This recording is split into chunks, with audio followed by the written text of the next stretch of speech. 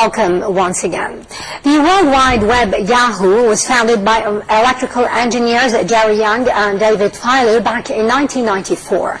Yahoo grew rapidly throughout the 1990s and diversified into a web portal.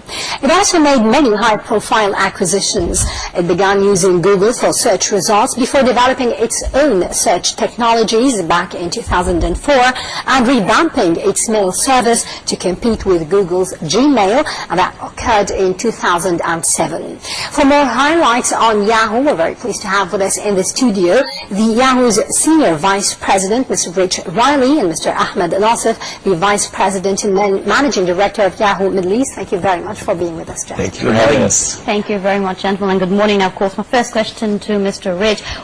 When Internet users log on Yahoo, they always say, welcome to the homepage of the most visited website. So is that true? Is Yahoo the most visited website by Internet users? Well, Yahoo has over 650 million monthly visitors to its sites, over 30 million in the Middle East, and over 10 million in Egypt. And a homepage really should be all about you, your home on the web. And Yahoo is the largest homepage that is tailored personally to the individual user's needs, content and services that are relevant to that user. So absolutely the biggest homepage in the world.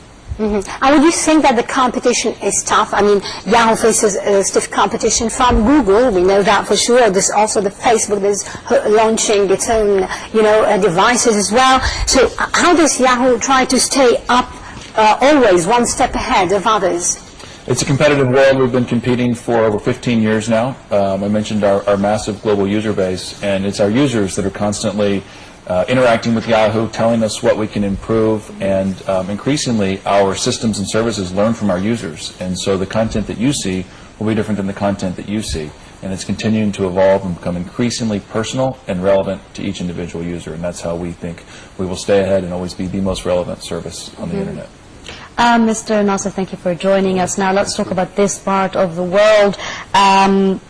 Now, what we heard is that there is an Arabic version or an Arabic content for Yahoo that was released recently. Can you tell us in details about that project? We're really excited about this because we just launched this a little over a week ago. So now all the users in Egypt, when they go to yahoo.com, instead of seeing content that's in our US homepage, which used to be the case for many years, and we had millions of Egyptian users who were going to that page.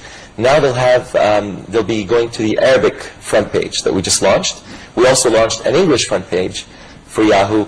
The difference is that now we have relevant content for our users here. As Rich said, 10 million users in Egypt alone are Yahoo users. So when we go to the site today, if you go to the front page today, you'll see news about the elections. You'll see news that's relevant for Egypt.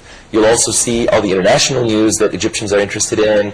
And one great thing about our new front page is that it's optimized for each individual user without the user having to think about it. So if I'm interested in sports and if I'm going to Yahoo's front page to find out what's happening with Al Ahly or Zamalek, I don't know if there are any more Zamalek fans, I am one of them. But anyway, if I want to find out about a particular sports team, then I'm going to be getting more sports content each time I go to Yahoo, because we know that that user is interested in sports. Someone else might be interested in business news or in entertainment news. So that's one of the great things about this front page is so much technology goes behind the scenes from a user perspective. It makes it really a very easy process to get to the news that you care about the most. What about the Middle Eastern outlook? I mean, you've specified that it is tailor-made for Egyptians, like you've mentioned the example of the elections. What about the Middle East at large? Yeah, so we're focused on the whole Arabic-speaking world.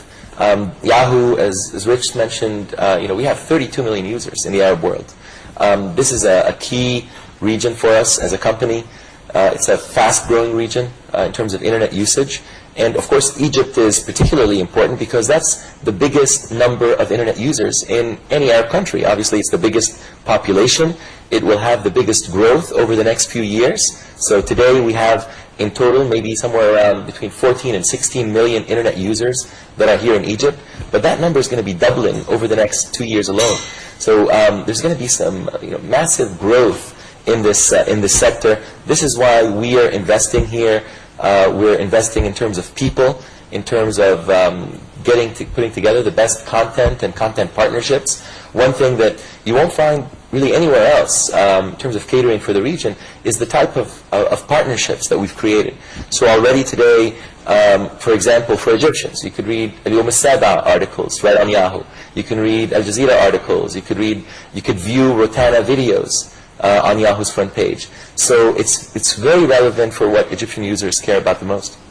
Okay, Mr. Rich, what's new on Yahoo? What is there new for Yahoo to offer apart from the latest release of the Arabic content?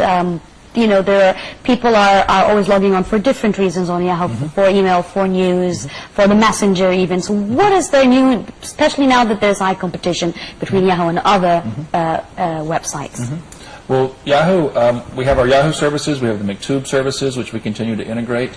We mentioned launching our Arabic homepage just last week, and we will continue to launch additional Yahoo services in Arabic over the coming months and quarters. So Yahoo Mail, Yahoo Finance, Yahoo News. We'll continue to have the full suite of Yahoo services in Arabic, continuing to invest in Arabic content.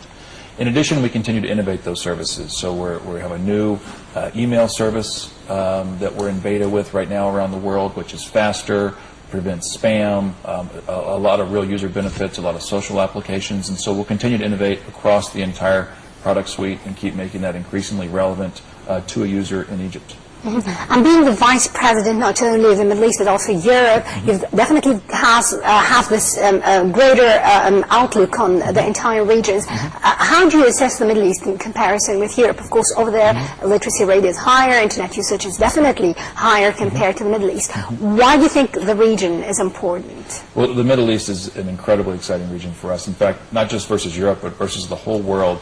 When you look at where new users are coming onto the internet for the first time, it's among the fastest growing regions anywhere in the world. In addition, it has one of the fastest growing online advertising markets. And so the combination of those two things makes it very, very attractive for us. So you have tens of millions of users coming online and advertisers increasingly wanting to talk to those customers online.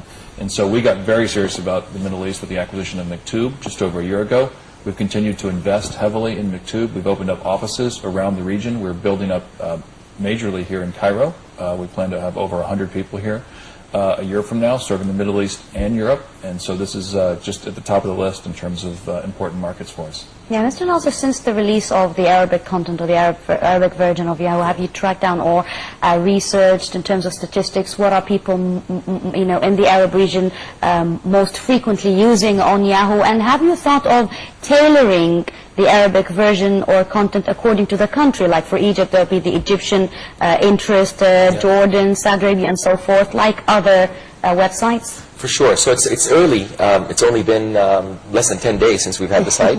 But the early numbers show just a tremendous interest in the local content that we're offering. So one thing that we were wondering about is how many people are going to choose to stay on the Arabic and the English versions for the Middle East rather than go back to what they're used to, which is the US page. But we're seeing much more than we had expected. So the vast majority, almost 90% of our users today, are staying within our regional properties, within our regional front page, so in both English and Arabic.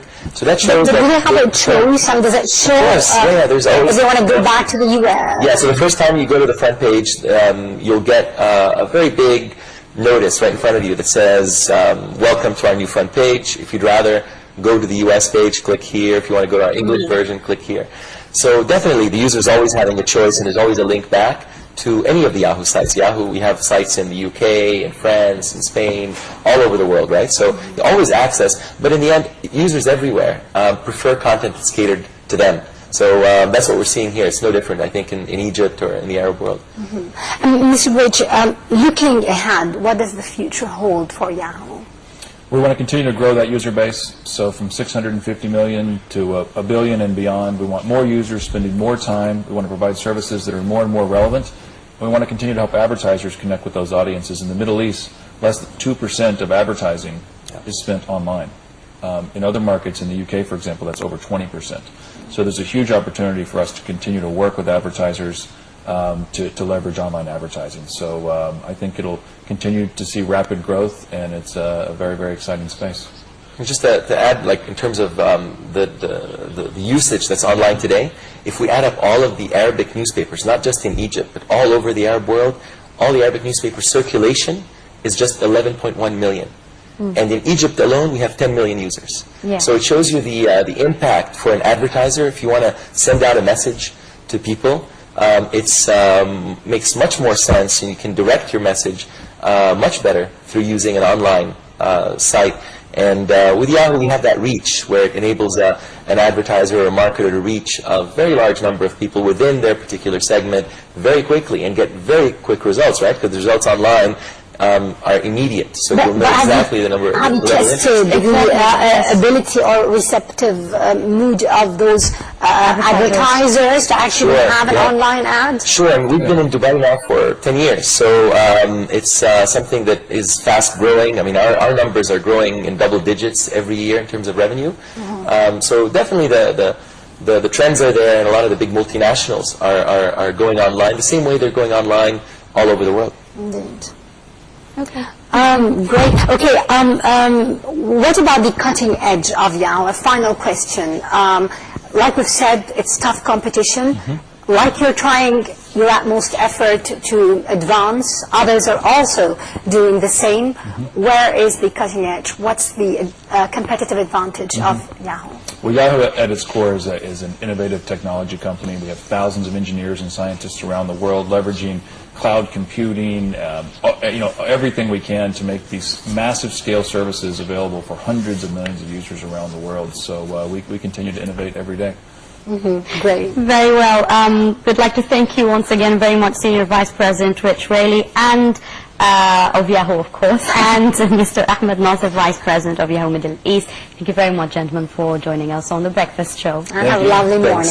Thanks for being nice. Right now, we're going to move for the 34th year. Cairo is the host to the International Film Festival, which kicked off yesterday with a galaxy of stars converging on the city for the spectacular event. Great stars like Richard Gere, Juliette Binoche were present, along with, of course, our great star, Ahmed and many other local